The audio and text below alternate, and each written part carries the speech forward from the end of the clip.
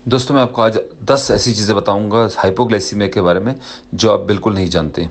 क्या आप ये जानते हैं कि कुछ लोगों को हाइपोग्लाइसीमिया होता है यानी लो शुगर हो जाता है, लेकिन उनका जब हम शुगर टेस्ट करते हैं वो हायर होता है, नॉर्मल से भी ज़्यादा होता है, और फिर भी उनको हाइपोग्लाइसीमिया के सिम्टम्स होते हैं। ये चीज़ देखी गई है अर्ली स्टेज ऑफ डायबिटीज़ में, खासकर उन लोगों में जिनका डायबिटीज़ बहुत पुअरली कंट्रोल होता है।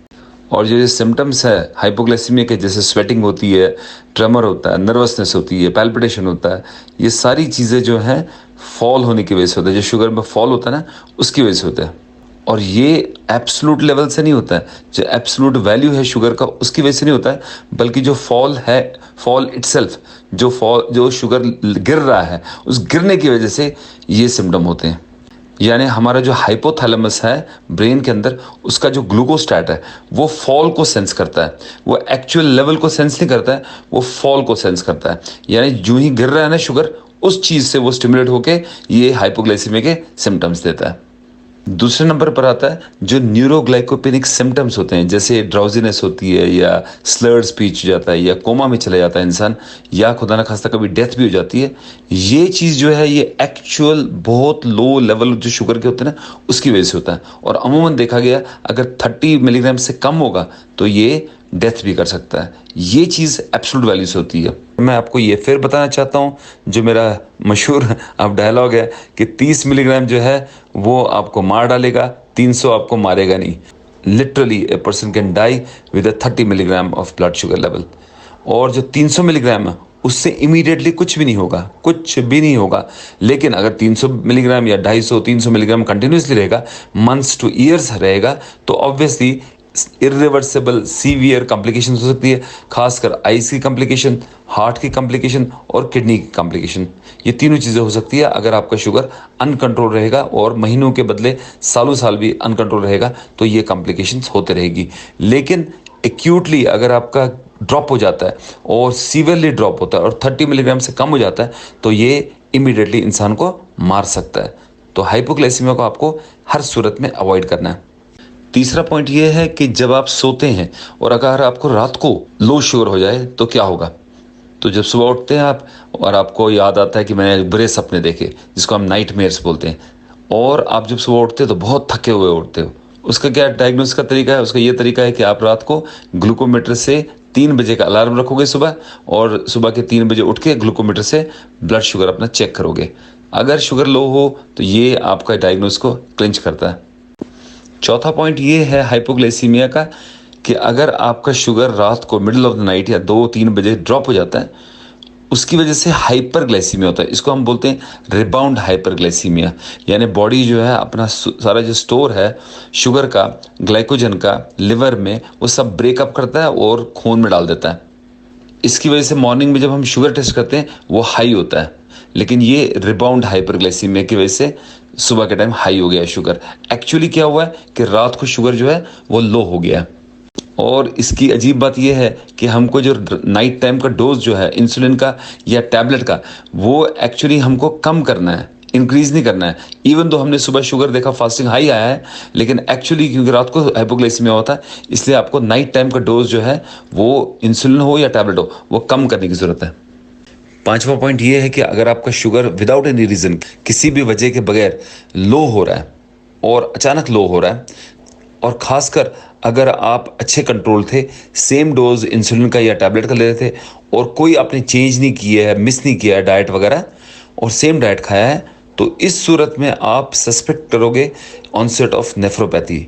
यानी ये जो सो कॉल्ड गुड कंट्रोल हो रहा है ना आपको इस टाइम पर, ये एक मार्कर है सीरियसनेस का।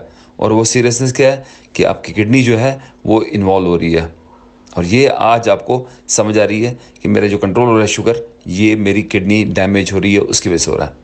ये नेफ्रोपैथी की अलामत है। छठे नंबर पर है कि जब आपको हाइपोग्लाइसीमिया होता है तो आप मिल्क नहीं लेंगे, दूध नहीं लेंगे, या नट्स होते ना, नट्स नहीं खाएंगे। इसका रीज़न ये है कि ये दोनों चीज़ें टाइम लेती हैं शुगर को इम्प्रूव करने में। सो जो लो लेवल है शुगर का वो इम्प्रूव नहीं होता है। इसका रीज़न सिंपल है, ये बेसिकली कार्बोहाइड्रेट डाइट्स हैं जो कि प्रोटीन भी कैरी करते हैं। इनका बेस कार्बोहाइड्रेट है और ये प्रोटीन्स को कैरी करते हैं। सो ये कम्बिनेशन प्रोटीन और कार्बोहाइड्रेट का, उसकी वजह से इन फूड आइटम्स का ग्लाइसीमिक इंडेक्स जो है वो कम है होता है और उसकी वजह से शुगर लेवल्स जल्दी से बढ़ते नहीं है। हमको इस टाइम पर क्या चाहिए, हाइपोग्लाइसीमिया के टाइम हमको चाहिए वो डाइट जिससे हमारा शुगर जो है रैपिडली इंक्रीज हो जाए। उसमें सीधा शुगर का पानी हो, जूस हो या कोई टॉफ़ी हो, चॉकलेट हो, जो इमीडिएटली आपका शुगर बढ़ाएगा, वो हमको ज़रूरत है। 7वें नंबर पर है कि जब आपने टैकल कर लिया हाइपोग्लाइसीमिया, उसके बाद अपने डॉक्टर को ज़रूर दिखाइए ताकि वो टाइट्रेट करे आपका इंसुलिन या आपकी टैबलेट्स को वो टाइट्रेट करे। अगर आप ऐसा नहीं करते हो तो दूसरा हाइपोग्लाइसीमिया भी हो सकता है आपको, या दूसरे दिन भी फिर से हाइपोग्लाइसीमिया होगा और वो हाइपोग्लाइसीमिया यू नेवर नो, वो इवन वर्स हो सकता है, इससे भी बदतर हो सकता है। और कभी अपने आप का खुद टाइट्रेशन मत कीजिए शुगर के दवाइयों का, ना इंसुलिन का ना टैबलेट्स का, सेल्फ टाइट्रेशन कभी नहीं कीजिए।